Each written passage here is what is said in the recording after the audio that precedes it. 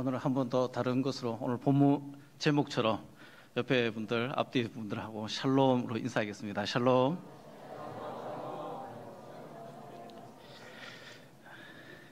근데 한 가지 아실 거는 샬롬은 모든 사람들이 다 지금 하고 있는 샬롬인데 좀 친한 분들하고는 샬롬을 좀 다르게 해요. 우리 유년부 때 했던 건데 샬롬을 그냥 하는 게 아니고 샬롬 샬롬 이렇게 정답게 참 나하고 친하다, 그렇게 사랑스럽다, 그런 마음으로 샬롬 샬롬 두 번 한번 인사하겠습니다. 샬롬 샬롬.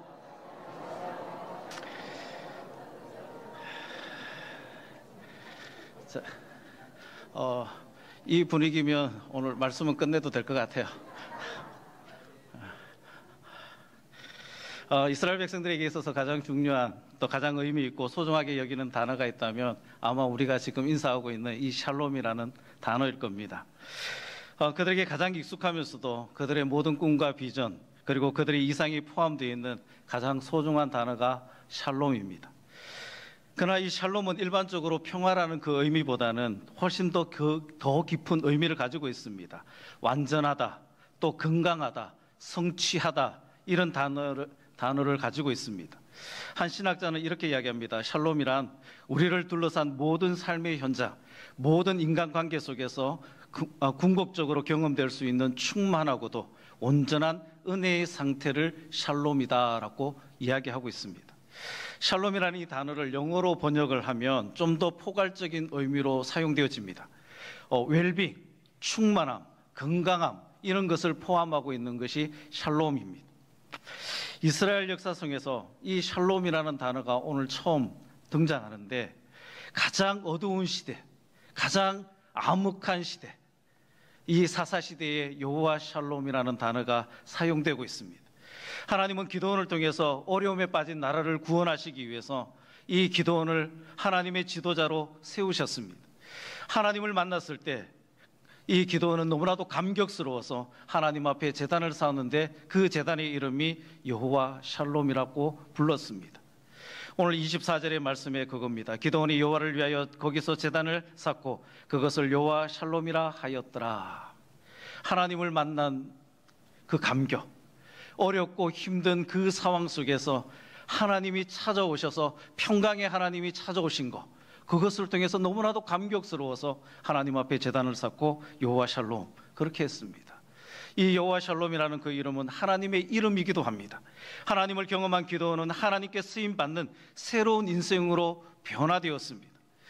기드온이 하나님을 만났던 그 당시의 시대적 상황을 보면서 우리에게 필요한 그 샬롬이 무엇이고 또 우리가 샬롬을 필요할 때가 언제인지를 우리는 살펴볼 수가 있습니다.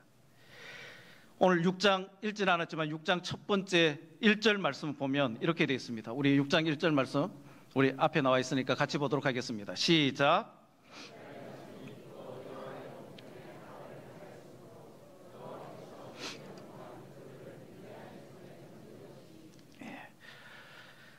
죄를 범하고 악을 행한 이스라엘 민족을 깨우치시기 위해서 하나님은 미디안 족속들을 통해서 이스라엘에게 침략을 시키십니다. 미디안 족속이 이스라엘에 대한 그 침략 행위는 이스라엘을 점령하는 것에서 그치는 것이 아니라 파종할 때마다 낙타와 짐승을 거느리고 와서 공격해서 완전히 초토화시켜버립니다. 이것은 무엇을 이야기하느냐면 백성들이 씨를 뿌리는 그 밭을 초토화시키니까 그들을 농사 짓지 못하게 만드는 겁니다. 농사를 못 지으니까 그들에게 양식이 없습니다. 배고픔이 그들에게 허덕입니다. 이것이 1년의 모습이 아니라 7년 동안 이 미디안에게 시달리는 그들의 모습이 나타나고 있습니다. 생활 속에서 가장 기본적인 먹지 못하는 그 상황이 끊임없이 벌어지고 있는 겁니다. 7년 동안 제대로 먹지 못하고 고생했을 때 그들의 삶은 그 기초가 흔들리는 그런 모습이 나타나고 있습니다. 지금 또 우리의 삶 속에서 평강을 잃어버린, 우리의 마음속에서 평안을 잃어버린 사람들의 모습을 보면 어떻습니까? 가장 기본적인, 가장 기초적인 그 삶이 위협받고 있을 때 흔들리고 어려움에 절감하고 있는 그런 모습을 보게 됩니다. 가정과 사업이 흔들리기 시작하고 관계가 무너지기 시작하고 어려움 속에서 나타나기 시작합니다. 이럴 때 우리에게 필요한 것이 샬롬의 은혜이고 평강의 은혜인 줄 믿습니다. 샬롬의 은혜는 인생에서 내가 진정으로 구하고 필요했던 것이 회복되는 그 상태를 이야기하고 있습니다. 많은 것이 아니라 가장 기본적인 것이 충족되었을 때 우리에게 찾아오는 그 평안한 상태, 그것을 이야기하는 겁니다. 7년 동안 배고파 있는 모습, 7년 동안 농사를 제대로 짓지 못하고 있는 모습, 나중에 살펴보겠지만 이 기드온이 이 농사를 짓기 위해서 먹는 것을 해결하기 위해서 어디에 갑니까? 숨어서 타작하는 그 모습이 나타나지 않습니까? 포도주 틀에 들어가서 타작하는 그 모습이 나타나지 않습니까? 그렇게 해서라도 자기의 먹을 것을 회복하기 위한 노력을 하고 있는 겁니다. 그런데 이 회복의 은혜를 받기 위해서는 선행되어야 될 중요한 한 가지 전제가 있습니다. 지금 이스라엘 백성들이 이 삶의 현장이 흔들리는, 또 어려움을 겪고 있는 것은 무엇 때문입니까? 그들의 죄 때문입니다. 그들의 악함 때문이라고 오늘 1절은 우리에게 이야기하고 있습니다. 이스라엘 자손이 또 여호와의 목전에 악을 행하였으므로 여호와께서 7년 동안 그를 미디안 손에 넘겨주었다라고 이야기하고 있습니다. 바로 그 죄와 악을 깨우치기 위해서 하나님이 채찍을 때리시고 징계하시는 사건이 바로 미디안의 침략 사건입니다. 그러므로 이스라엘 백성들이 회복하기 위해서는 먼저 무엇을 해야 됩니까? 죄에서 돌아서야 됩니다. 회개 없이는 회복의 은총이 없다라는 사실입니다. 그들이 하나님 앞에 회개하지 않으면, 그 죄악 그대로 가면 그들은 더욱더 고통의 삶, 샬롬을 잃어버린, 평강을 잃어버린 그러한 삶을 살게 될 것입니다. 그러나 그들이 하나님 앞에 부르짖고 회개하며 나아갔을 때는 그들에게 다시금 샬롬의 은혜가 주어지기 시작하는 겁니다.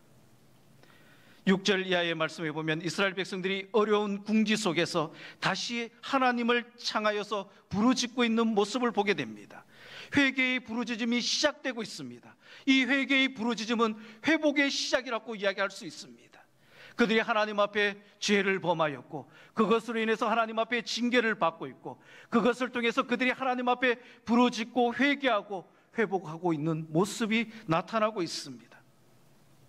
많은 경우 우리의 삶의 현장이 위협당하고 흔들리고 시련을 경험할 때 그것은 나를 궁지에 빠뜨리려는 하나님의 심판이 아니라 하나님이 우리를 회복하시려고 하는 하나님의 의도라는 사실을 우리는 분명히 기억해야 됩니다. 나를 사랑하시는 그 하나님이 나를 흔들어 깨워서 하나님과의 관계를 회복하고 하나님이 준비하신 그 삶을 향해서 다시 일어서게 하려는 하나님의 극진한 사랑의 행동이다라는 사실입니다. 우리가 새로운 삶을 바라보고 다시 일어설 수 있도록 내 삶 속에서 하나님 앞에 불필요한 것들, 하나님 보시기에 더러운 것들, 하나님 보시기에 싫어하는 것들을 하나님이 흔드시는 것입니다. 오늘 우리 사랑하는 성도님들, 우리의 삶 속에서 좀 어려움을 겪고 있습니까? 기초적인 것들이 흔들리고 있습니까? 하나님이 우리를 흔드신다라는 사실을 기억하시기 바랍니다. 하나님이 우리를 흔드실 때 그것은 파괴를 위한 파괴가 아닙니다. 회복을 위한 파괴라는 사실입니다. 회복을 위해서 그것을 무너뜨리시려는 하나님의 사랑이라는 사실입니다. 호세아 6장 1절의 말씀에 보면 이렇게 되어 있습니다. 호세아 6장 1절 말씀입니다. 우리 같이 보도록 하겠습니다. 시작.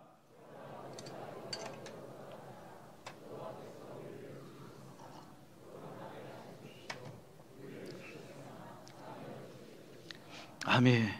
하나님께서 우리를 찢으시는 것은 우리를 무너뜨리고 우리를 버리고 우리를 망가뜨리시기 위한 것이 아니라는 사실입니다. 우리를 다시 사매어 주시고 낫게 하시고 우리를 다시 회복시키시기 위한 하나님의 방법이라는 사실입니다. 내 삶의 현장이 아직도 흔들리고 있다면 그 흔들리는 삶의 현장에 엎드려서 평강의 하나님, 그 샬롬의 하나님 앞에 회개하며 주님 앞에 부르짖는 저와 여러분들의 삶이 다 되어지기를 소망합니다. 진정으로 회개하는 자에게 삶이 회복되는 샬롬의 은혜, 평강의 그 은혜, 회복의 은혜가 임하게 될 것입니다. 이 은혜를 다 누리는 저와 여러분들의 삶이 되기를 소망합니다. 새로운 삶의 소명, 또한 새로운 인생의 그 과제가 나 혼자의 힘으로 감당할 수 없을 때, 그것이 너무나도 벅차다고 느껴질 때 필요한 것이 바로 이 샬롬의 은혜요, 평강의 은혜인 것입니다. 하나님은 자기 백성들의 회개를 확인하면서 그들을 궁지와 위기에서 구원해줄 지도자를 세우십니다.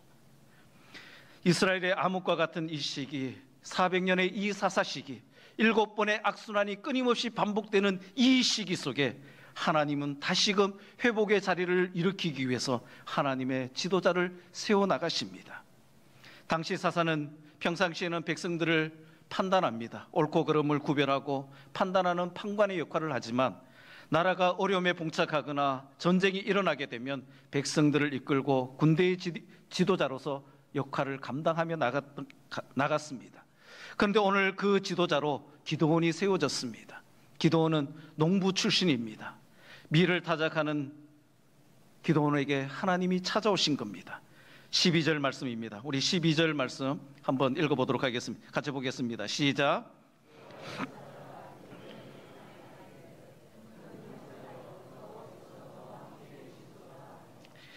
하나님은 기드온을 만나자마자 다짜고짜 기드온에게 큰 용사여라고 이야기하고 있습니다.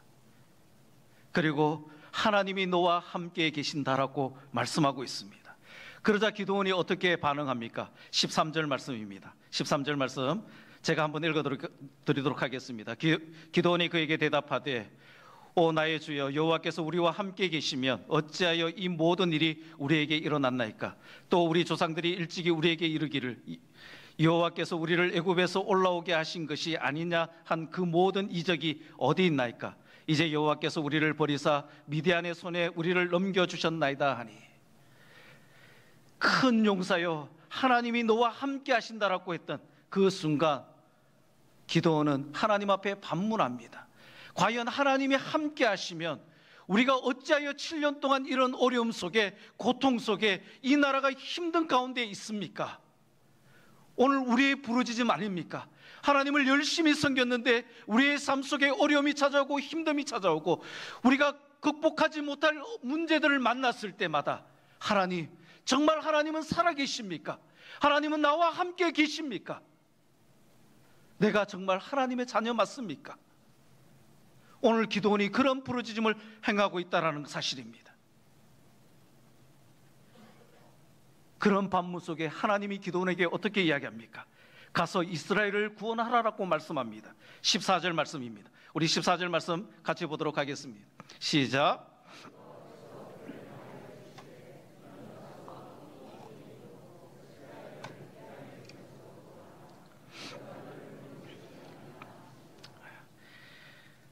하나님이 기드온을 통해서 이 백성을 구원하시겠다라고 말씀하고 있습니다.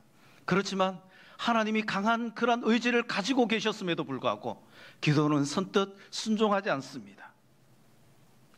15절 말씀입니다. 15절 말씀 같이 보도록 하겠습니다. 시작.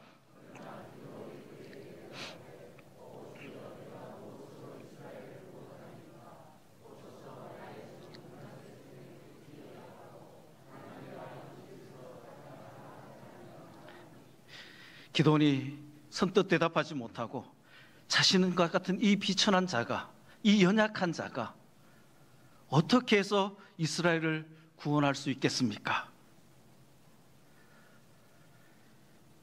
그렇지만 지금은 기드온이 너무나도 미약하고 겁에 질려 있고 있다 할지라도 하나님이 함께 하시면 큰 용사가 될 것입니다.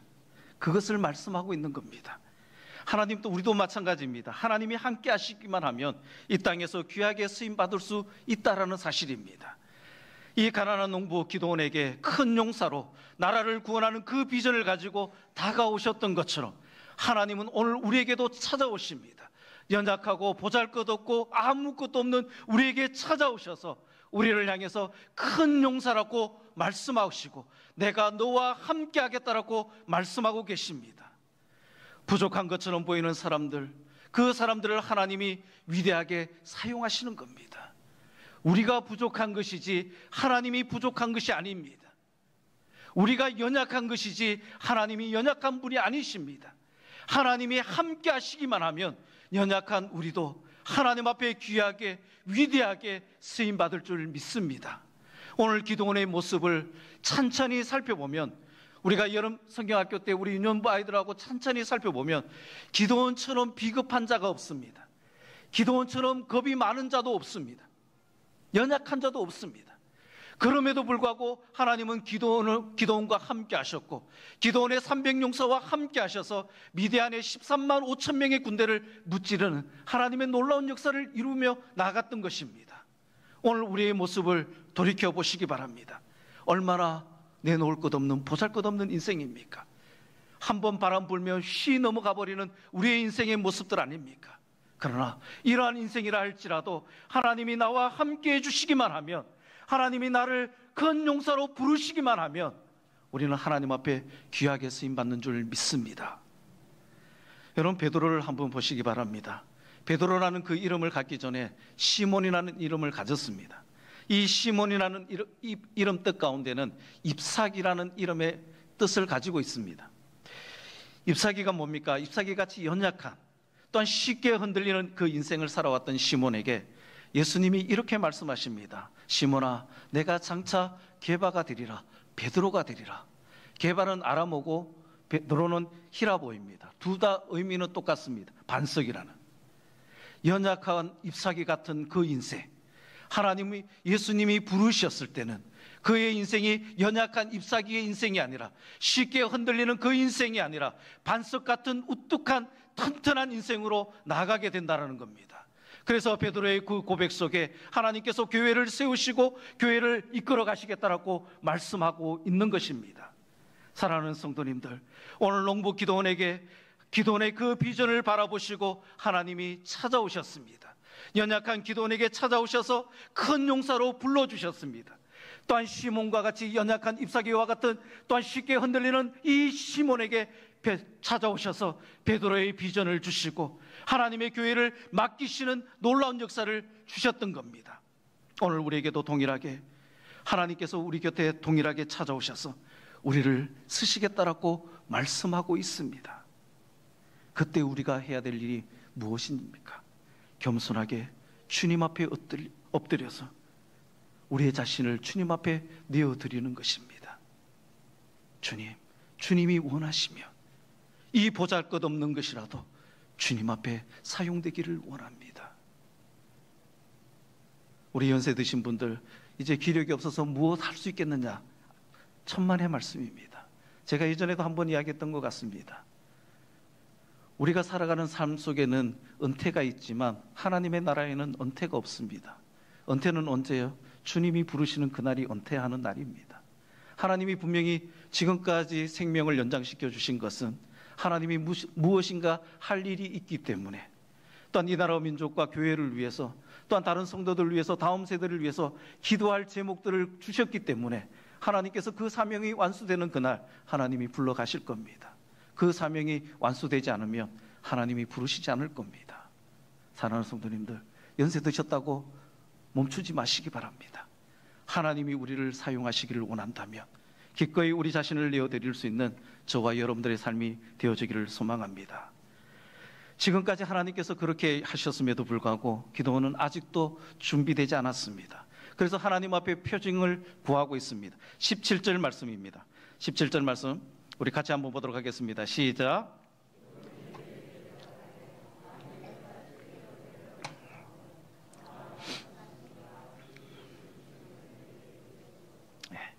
표징을 구하는 기도원에게 하나님은 기적을 보여주셨습니다.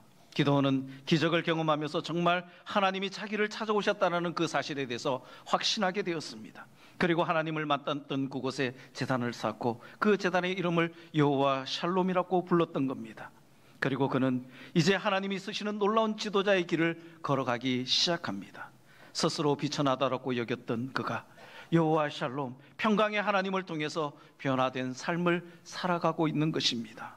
때때로 삶의 길이 험난하게 느껴지고, 또한 인생에서 짊어지고 가야 될 그 짐이 무겁게 또 힘겹게 느껴지고 주저앉고 싶은 그 인생의 삶이 우리에게 있습니다. 그럴 때 주님 앞에 나와서 하나님의 은혜를 구하는 저와 여러분들 되기를 소망합니다.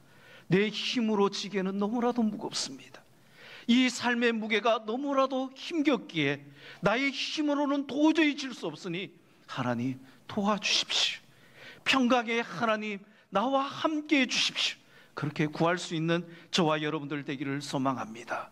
하나님 앞에 구하기만 하면 평강의 하나님은 응답하십니다. 왜냐하면 그 이름이 평강이시기 때문입니다. 인간이 하나님과의 관계에서 갖게 되는 가장 보편적인 고민이 있다면 그것은 하나님의 임재를 느껴지지 않는다라는 것입니다. 아무리 기도해도, 아무리 찬송을 해도, 아무리 예배를 드려도 하나님의 그 임재를 느끼고 싶은데 느껴지지 않을 때가 참 많습니다. 있습니다. 그럴 때 참 많은 답답함이 우리에게 주어집니다. 그렇지만 포기하지 않고 계속해서 하나님의 은혜를 구하고 찾으면 어느 순간 그 예배의 자리에서 하나님의 강력한 임재를 느끼게 될 것입니다. 때로는 나 홀로 하나님 앞에 골방에 들어가서 기도하며 나갈 때 우리의 눈물에서 눈물의 샘이 터지고 한없는 하나님의 은혜를 경험하는 그것도 있을 것입니다. 그런데요, 평소에는 하나님을 느끼고 싶고 하나님의 임재를 느끼고 싶다가도 막상 하나님의 임재를 느끼고 나면 우리에게 생기는 것이 무엇인지 아십니까? 두려움이 생깁니다. 하나님의 임재가 너무너무 강력해서 그 임재를 느끼고 싶은데 그 임재를 경험하면 두려움을 느끼기 시작합니다. 오늘 기도원이 바로 그런 모습입니다. 하나님 앞에 은혜를 구하고 하나님의 표징을 구하는 그 기적을 구했던 이 기도원이 하나님이 기적을 보여주셨는데 두려움에 떨고 있는 모습을 보게 됩니다. 하나님의 사자가 바위돌 위에 고기와 떡을 놓고 그 위에 국을 부으라고 합니다. 주의 사자가 손에 잡은 지팡이를 대자 그곳에 불이 나와서 고기와 떡을 깨끗이 태웁니다. 하나님의 기적을 경험하는 순간 기도원의 고백이 무엇입니까? 22절 말씀입니다. 우리 22절 말씀 22절 말씀 같이 보도록 하겠습니다. 시작.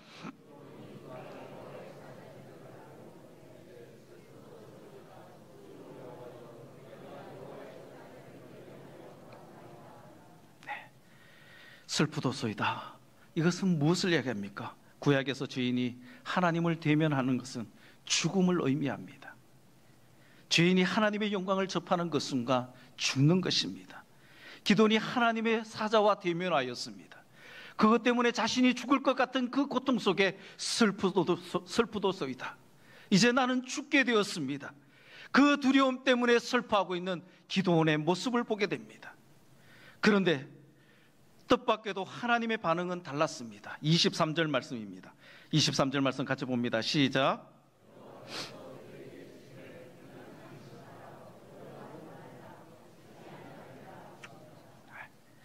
기도원은 바로 죽을 줄 알고 두려움에 떠는 그에게 하나님은 찾아오셔서 두려워하지 말라라고 말씀합니다.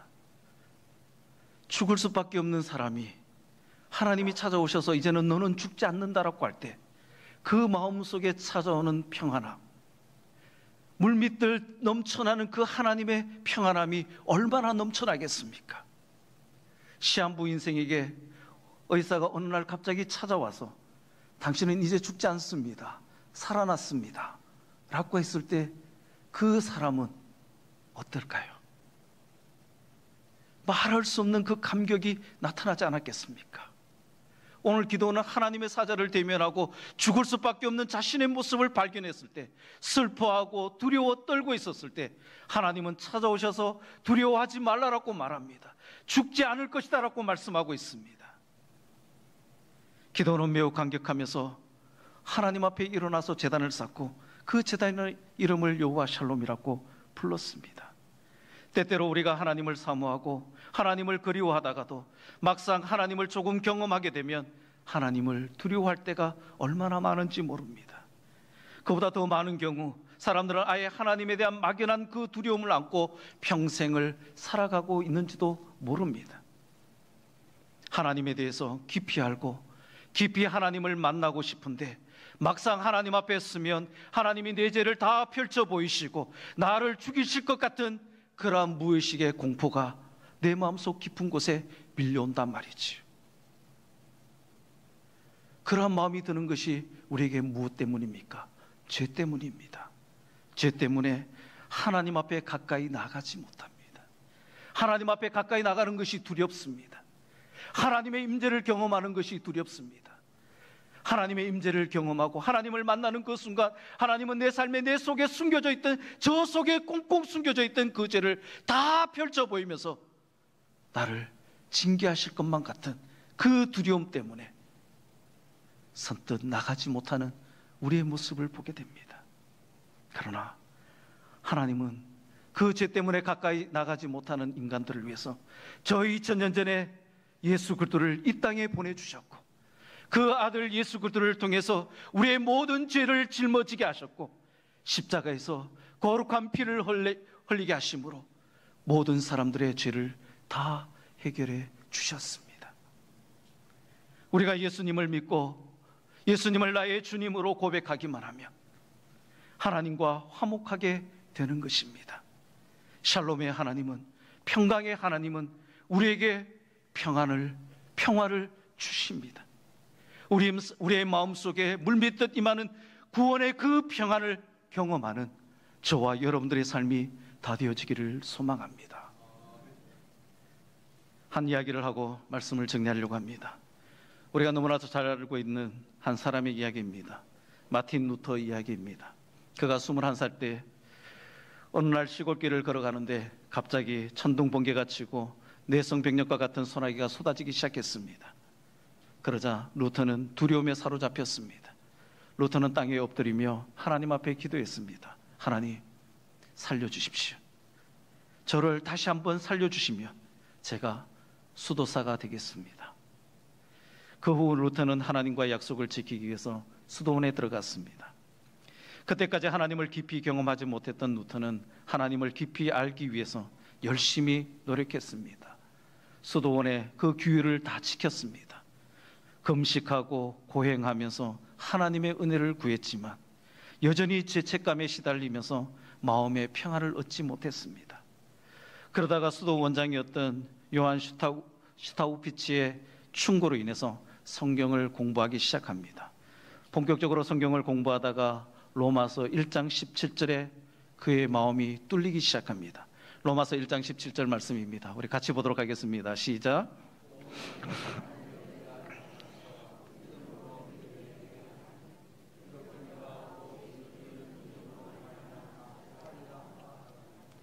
아멘.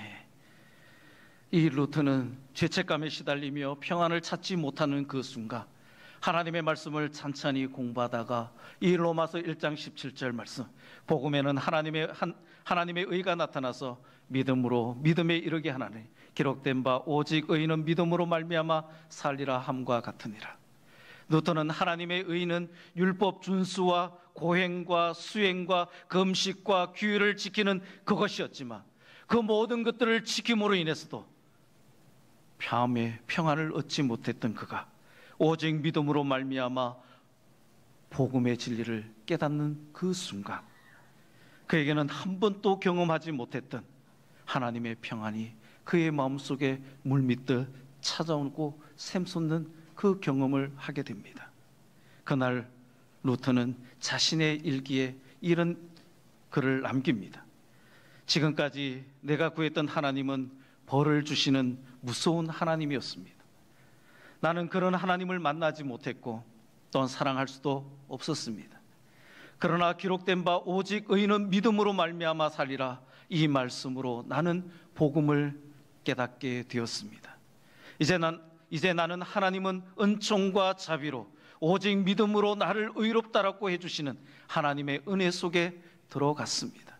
나는 지금 다시 태어난 것을 느낍니다. 믿음의 문은 활짝 열렸고 나는 낙원으로 들어섰습니다. 루터는 이 로마서 1장 17절 오직 믿음으로 의인은 살리라는 이 말씀 때문에 다시 새롭게 태어난 겁니다. 삶의 터전이 흔들리거나 자신의 소명에 대한 두려움이나 죄로 인한 두려움이 있다면 샬롬의 하나님께, 평강의 하나님께 은혜를 구하는 저와 여러분들 되기를 소망합니다. 평강의 하나님이 갈등과 두려움의 그 요동을 잔잔한 평화로 이끌어 가실 것입니다. 샬롬의 하나님, 평강의 그 하나님은 그분은 평화로 찾아오셔서 우리의 마음속에 한없는 평안을 심어주실 것입니다. 그 하나님을 경험하는 저와 여러분들이 다 되어지기를 소망합니다. 기도드리겠습니다. 살아계신 아버지 하나님, 감사를 드립니다. 두려움에 떨고 있던 기도원에게 찾아오셔서 평강의 하나님, 평화의 하나님으로 찾아오셔서 평안을 주시고, 힘들고 어려운 그 상황 속에 하나님의 놀라운 역사를 일으키신 아버지 하나님, 오늘 우리의 삶의 문제 속에도, 우리의 모든 어려움 가운데에도, 우리의 고통 속에도 평강의 하나님이 찾아오셔서 평강의 은혜를 베풀어 주셔서 우리의 삶이 하나님이 주시는 그 평안으로 날마다 은혜를 누리며 살아갈 수 있도록 주님 축복하여 주옵소서. 감사드리며 예수님의 이름으로 기도드리옵나이다.